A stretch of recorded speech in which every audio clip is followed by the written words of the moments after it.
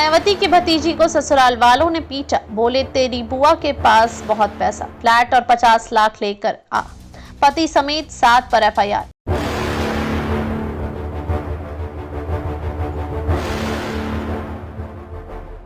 बसपा प्रमुख मायावती की भतीजी एलिस ने अपने पति, सास समेत 9 लोगों पर दहेज उत्पीड़न का केस दर्ज कराया है। कोर्ट के आदेश पर हापुड़ कोतवाली में पति, सास, ससुर, जेठ, जेठानी, ननद और मौसा पर एफआईआर हुई दर्ज। पीड़िता के सास हापुड़ नगर पालिका की चेयरमैन है। उन्होंने बसपा से ही चुनाव लड़ा था। पीड़िता महिला ने बताया कि ससुराल वाले धमकी देते हैं कि तुम्हारी बुआ बसपा की करता धरता है, उनके पास बहुत पैसा है, फ्लैट और 50 लाख रुपए का इंतजाम करो। मना करने पर गाली गलौज की, बुरी तरह पीटा, जान से मारने की धमकी दी।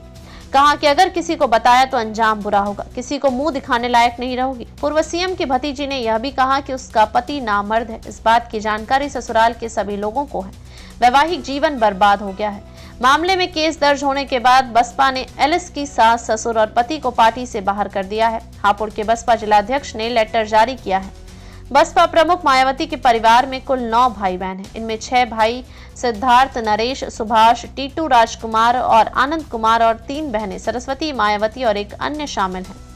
पीड़ित एलिस नरेश कुमार की बेटी है। उनकी शादी नवंबर 2023 को नई दिल्ली के एक होटल में हिंदू रीति रिवाजों के साथ विशाल सिंह से हुई थी। आरोप है कि शादी के कुछ दिन अच्छे रहे, लेकिन बाद में पति और ससुराल पक्ष के लोगों ने उस पर दहेज का दबाव बनाना शुरू कर दिया। पति विशाल, ससुर श्रीपाल सिंह, सास पुष्पा देवी, जेठ भूपेंद्र और मोनू, जेठानी निशा, ननद शिवानी और मौसा ससुर अखिलेश दहेज के लिए प्रताड़ित करने लगे। पीड़ित के मुताबिक ससुराल वाले गाजियाबाद के इंदिरापुरम में एक फ्लैट और 50 लाख रुपए की मांग कर रहे थे। एलिस ने एक हैरान करने वाला खुलासा किया है। कहा, पति विशाल शादी से पहले ही स्टेरॉयड के इंजेक्शन लगाकर मसल्स बनाता था, जिसके कारण वह नपुंसक हो चुका है। यह बात ससुराल पक्ष के लोगों को पहले से पता थी। इसके बावजूद उन्होंने उसकी शादी करा दी। पीड़ित ने इस मुद्दे पर सास और ननद से बात की तो उन्होंने कहा, बच्चा चाहिए तो जेठ से करवा लो।